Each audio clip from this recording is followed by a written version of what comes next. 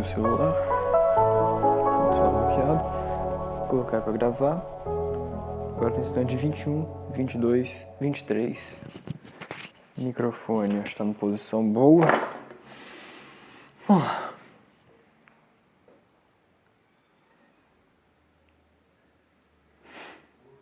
Tô pistola.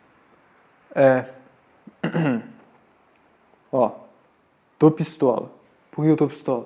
Porque eu tava gravando, fiz a primeira aula de cálculo 1 aqui, direitinho, primeira aula de motivação, tudo lindo e maravilhoso. Quando eu fui ver, o celular parou de gravar depois de 18 minutos. Então vamos lá, tem que o primeiro... Bom, eu nem me apresentei. Meu nome é Bernardo. Eu acho que aqui vocês não veem meu rosto, fica uma... só até a minha boca. Aí. Não preciso ficar tão perto, já que agora tem um microfone perto de mim. Vamos lá. Meu nome é Bernardo. Eu já ia começar o vídeo igual eu começo a equalizar. Vamos lá, primeiro vídeo de cálculo. Antes de começar a estudar uma matéria, eu gosto que o professor passe pelo menos os objetivos, onde a gente quer chegar estudando aquela matéria.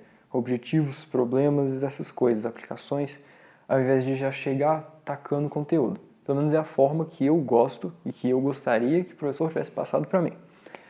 Então, é exatamente esse modelo que eu vou seguir para dar aula. Vou dar aula da forma que eu gostaria que o professor tivesse me dado a aula. Então é isso. Primeira aula vai ser uma aula de limites. O nome da disciplina, Cálculo Diferencial Integral 1, que é basicamente limites, derivadas e integrais de uma variável real. Eu vou colocar um cronograma em algum lugar para vocês seguirem. E é isso. Tá vendo isso aqui? Isso aqui é o caos, que eu já tinha gravado e não gravou. Vou começar com dois problemas que meio que incentivaram a criação do cálculo, que é basicamente o problema de encontrar encontrar a reta tangente a uma curva em um ponto, em um gráfico, e a outra eu vou desenhar para ficar mais, para contextualizar. Basicamente isso aqui. Tem um gráfico, uma curva, que é a representação gráfica de uma função qualquer, não sei qual é. Problema. Eu consigo encontrar qual é a reta tangente a um ponto. Qual que é o problema? Encontrar a reta tangente a um ponto específico no gráfico. Primeiro problema. Segundo problema, dado um gráfico, o nome é cálculo diferencial integral de funções de uma variável real. Então é evidente que a gente vai trabalhar muito com funções. Funções são os objetos de estudo do cálculo. Vamos lá, dado um gráfico qualquer, eu quero encontrar qual é a área abaixo do gráfico. Isso aqui tem umas aplicações muito legais, não é coisa boba não. Tem aplicação extremamente importante na vida real, que é basicamente encontrar variação instantânea e a área abaixo do gráfico. Enfim. Vamos lá. Não posso demorar muito. Vamos começar falando sobre uma reta. Qual que é a equação de uma reta no plano? Uma reta no plano? Por que reta no plano? Porque existe reta no espaço também. E é mais fácil escrever um plano no espaço do que uma reta no espaço. Mas vamos lá. A gente está no plano. A equação da reta em um plano é f igual a ax mais b ou mx mais b, depende, eu gosto de escrever m, mas vou colocar a porque é o que o pessoal está acostumado. Ax mais b. Beleza, vamos interpretar cada um desses elementos. Vou interpretar primeiro o y e o x. Isso aqui é uma equação linear. A gente tem as nossas variáveis livres, y e x são variáveis livres, a e b são coeficientes. O termo que está acompanhando o x, é o coeficiente que a gente chama de coeficiente linear. O b é o coeficiente, na verdade é o termo independente. E essas duas são variáveis livres, podem assumir qualquer valor, mas percebam que uma está ligada à outra. Esse aqui, elas podem assumir qualquer valor, mas a igualdade precisa ser mantida. Então é como se um se dependesse do outro, se existisse uma regra para que os dois possam variar. Então, se existe uma regra como se y estivesse em função de x, e a gente pode escrever isso falando dessa forma. Y é igual a f de x, que é basicamente y está em função de x. Beleza? Tá, vamos lá. Vocês estão me escutando? Vamos lá. Vamos desenhar. Deixa eu ver quanto tempo de vídeo? 5 minutos. Vou me apressar. Não quero que fique mais extenso do que 10 minutos. Vamos desenhar o nosso gráfico.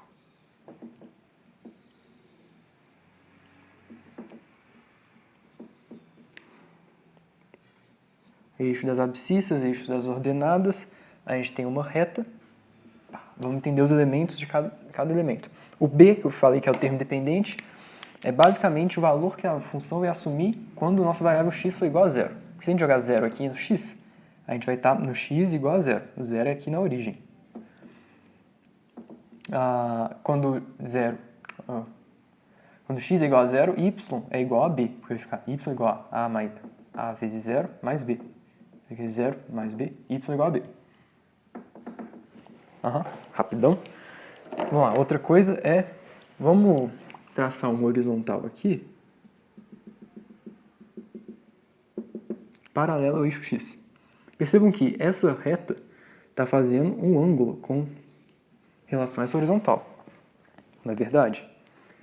E eu consigo relacionar esse ângulo com a inclinação da reta. Basicamente, o coeficiente linear é a inclinação da nossa reta. A gente consegue associar, existe uma relação direta, existe uma relação entre o ângulo e a inclinação da reta. Qual que é essa relação? Bom, A, que é a inclinação da reta, é basicamente a tangente do ângulo θ. Mas o que é tangente? Tangente não é seno sobre cosseno?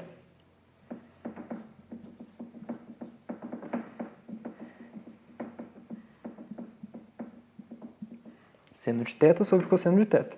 Vamos identificar quais são os nossos cossenos, senos aqui. Seno não é cateto oposto sobre hipotenusa? Vamos desenhar então um triângulo retângulo. Que triângulo retângulo vai ser esse? Vai ser esse daqui, Eu preciso desse ângulo. Aqui, ângulo de 90 graus. Então, cateto oposto seria então esse comprimento aqui, oposto ao ângulo θ.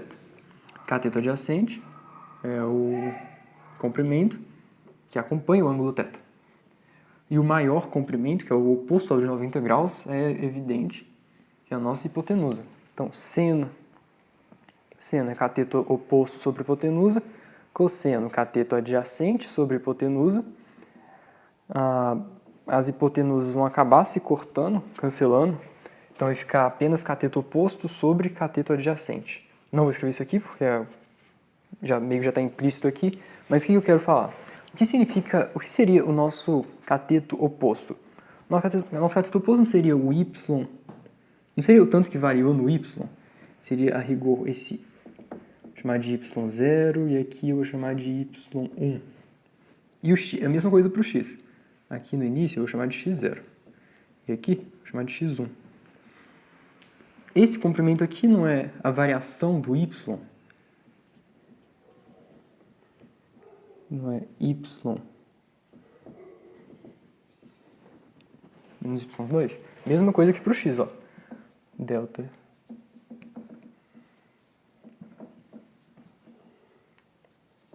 x0.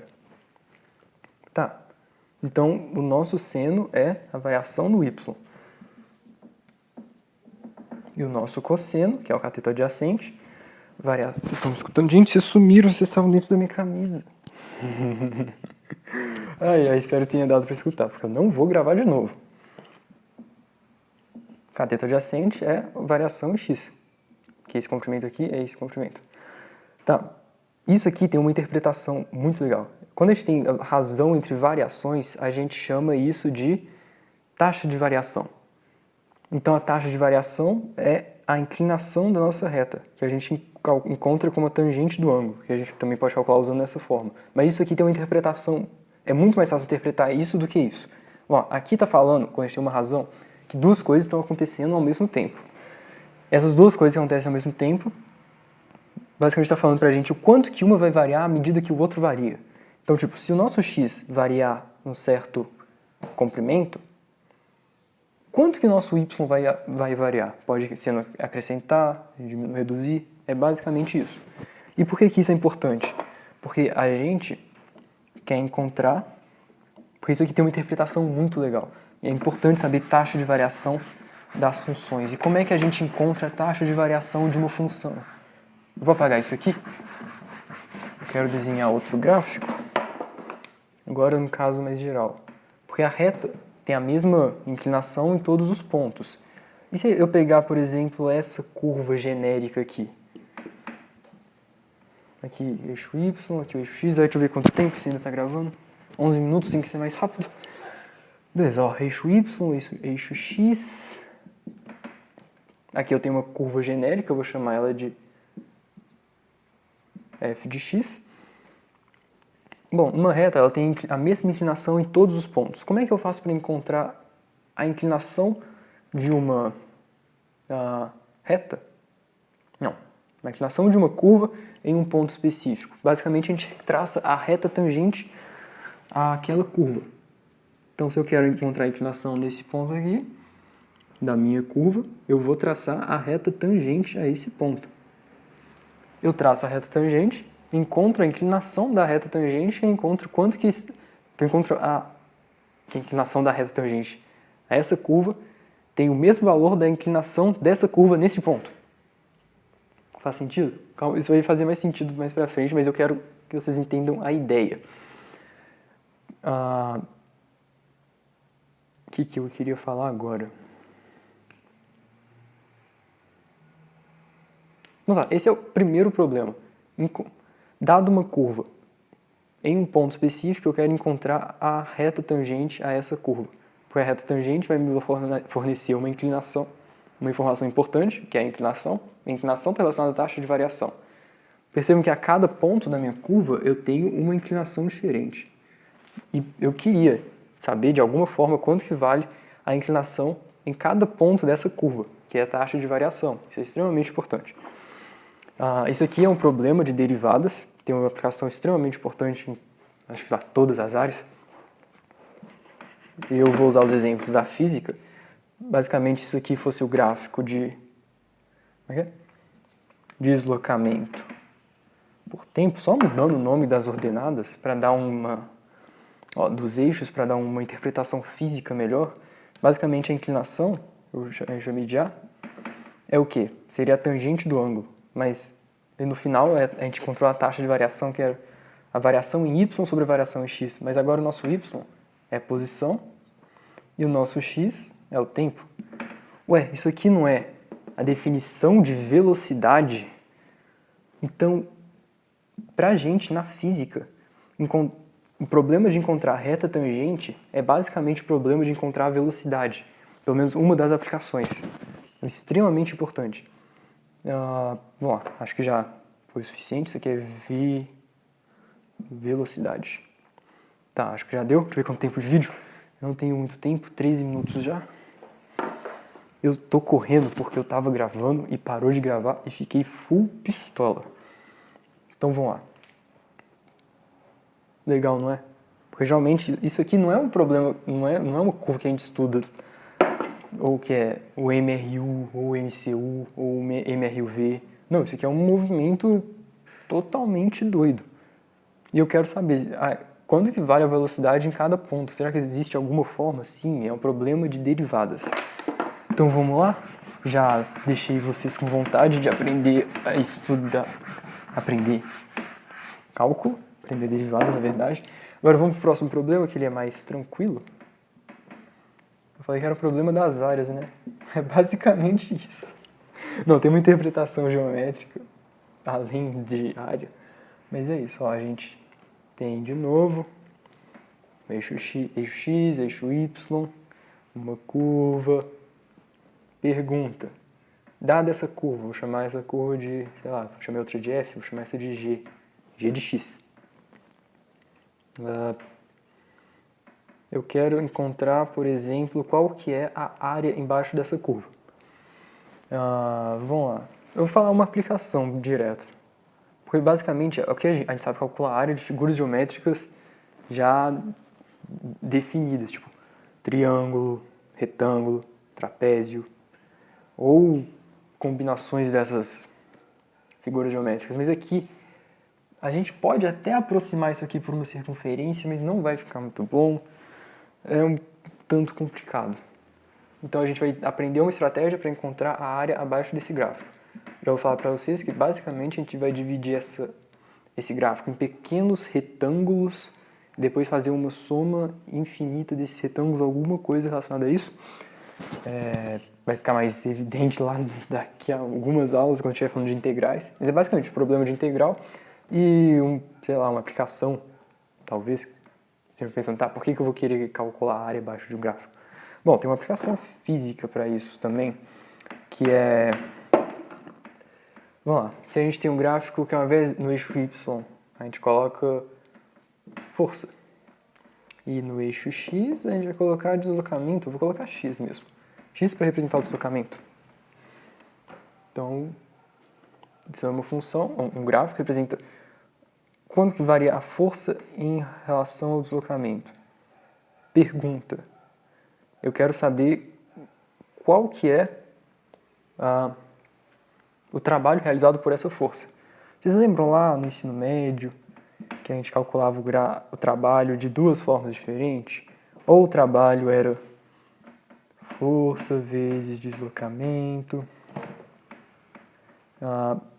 ou a gente calculava o trabalho usando a área embaixo do gráfico.